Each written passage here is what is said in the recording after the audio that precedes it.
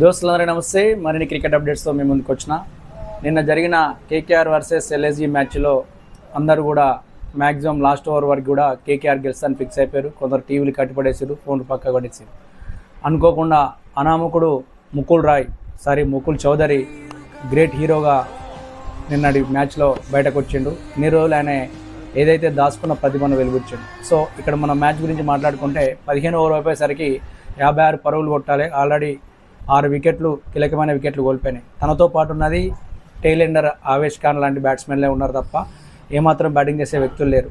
అందరికి కూడా అంచనాలు కేకేఆర్ మీదనే ఉన్నప్పటికీ కూడా మొదట ఆయన 8 బాళ్ళల్లో 2 రన్స్ చేస్తే తర్వాత 27 బాల్స్లో 54 రన్స్ చేసి 200 స్ట్రైక్ రేట్తో నిలిచాడు.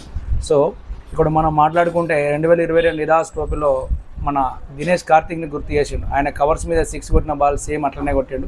సో ఆయన నార్మల్ ప్లేయర్ కాదని నేను చెప్తాను, ఎందుకంటే అన్ని వైపులా షాట్స్ కొట్టిండు. బాల్ మీదికి రాకున్నా కూడా బాల్ మీదికి పోయి కొట్టిండు. సో ఓవరాల్గా ఇన్ ఫ్యూచర్లో ఆయన మన ఇండియన్ ఇంటర్నేషనల్ క్రికెట్లో వచ్చే అవకాశాలు ఎక్కువ ఉన్నాయని చెప్తున్నా. సరే, ఈయన గురించి ఇంకొక 2 విషయాలు మాట్లాడుకుందాం.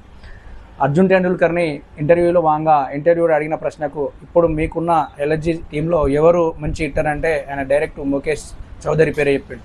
అంతేకాకుండా వాళ్ళ కెప్టెన్ ఎల్ఎస్జీ కెప్టెన్ కూడా ప్యానిక్ కాకు, నీకు అవకాశాలు వస్తే నీలో టాలెంట్ ఉంది, ప్రూవ్ చేసుకో అని చెప్పుకుంటే ఆయన ప్రూవ్ చేసుకున్నాడు ఫ్రెండ్స్. దానిలో భాగంగా I'm happy to say about him. ఇది ఈరోజు మనకి మ్యాచ్ ఆర్ఆర్ వర్సెస్ ఆర్సీబీ ఉంది. మెరుగ్గా ఆర్ఆర్కే ఉంటుందని నేను అనుకుంటున్నా. My prediction goes to RR. Thank you friends.